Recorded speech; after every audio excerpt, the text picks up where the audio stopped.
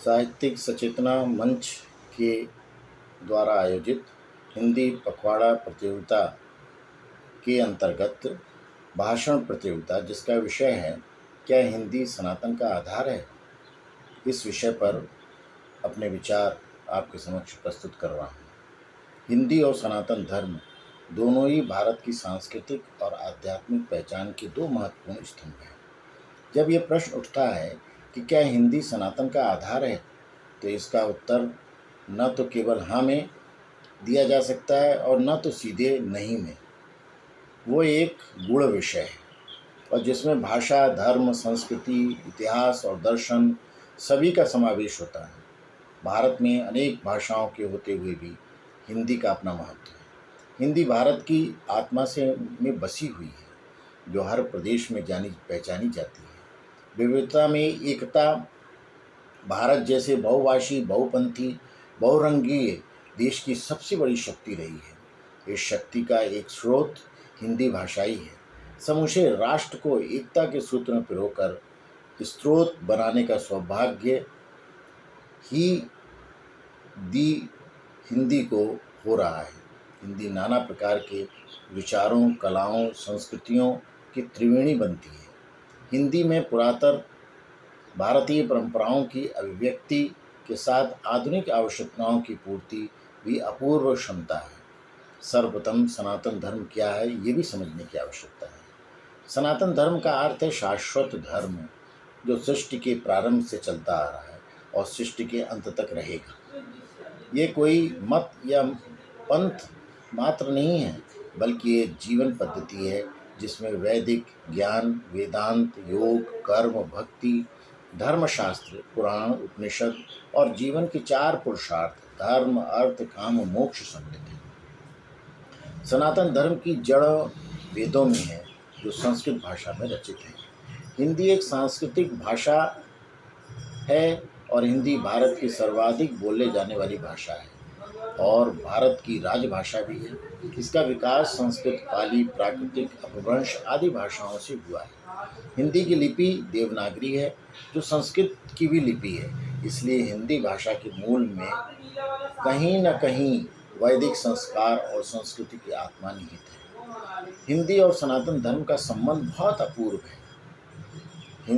माध्यम के रूप में हिंदी सनातन धर्म के प्रचार प्रसार में हिंदी एक सशस्त्र माध्यम बनी है। भक्ति काल के कवियों में जैसे तुलसीदास, सूरदास, कबीर, मीरा, रहीम आदि ने धर्म को जन जन तक पहुंचाने के लिए स्थानीय भाषा हिंदी और उपबोलियों का प्रयोग किया है। तुलसीदास ने रामचरितमानस को अवधी हिंदी में लिखा ताकि सामान्य जन भी राम कथा को समझ सकें, और कबीर ने धर्म की गूढ़ बातों को साधारण हिंदी में कहकर समाज को जागृत किया। संस्कृत की उत्तराधिकारी हिंदी को अक्सर संस्कृत के उत्तराधिकारी माना जाता है, क्योंकि सनातन धर्म का मूल में संस्कृत है और हिंदी उसी परंपरा की संतान है। अतः हिंदी को सनातन विचारों की आधुनिक समवायिका भी कहा जा सकता है। आज गीता, उपनिषद, वेद, पुराण आदि ग्रंथों के हिंदी अनुवाद के माध्यम से लाखों लोग धर्म का ज्ञान प्राप्त कर रहे हैं। जो ज्ञान पहले संस्कृतज्ञ लोगों तक सीमित था, वो अब हिंदी के कारण जन सामान्य तक पहुंचा है। हिंदी धार्मिक आयोजनों में हिंदी का बहुत उपयोग हो रहा है। भारत में होने वाले धार्मिक प्रवचन, कीर्तन, कथा, भागवत सप्ताह, रामलीला आदि में मुख्य भाषा हिंदी होती है।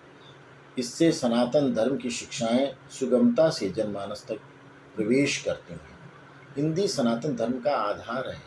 यदि आधार शब्द का अर्थ मूल या मूल स्तंभ लिया जाए, तो हिंदी को सनातन धर्म का मूल आधार नहीं कहा जा सकता, क्योंकि वो भूमिका संस्कृत की है। लेकिन यदि आधार का अर्थ संवहन, माध्यम या संस्कृति के प्रचार प्रसार का आधुनिक उपकरण माना जाए, तो हिंदी निश्चित ही सनातन धर्म का एक मजबूत आधार है। सनातन धर्म की दृष्टि से हिंदी की भूमिका विश्व में सनातन धर्म के प्रचार प्रसार में हिंदी की भूमिका दिन व दिन बढ़ रही है।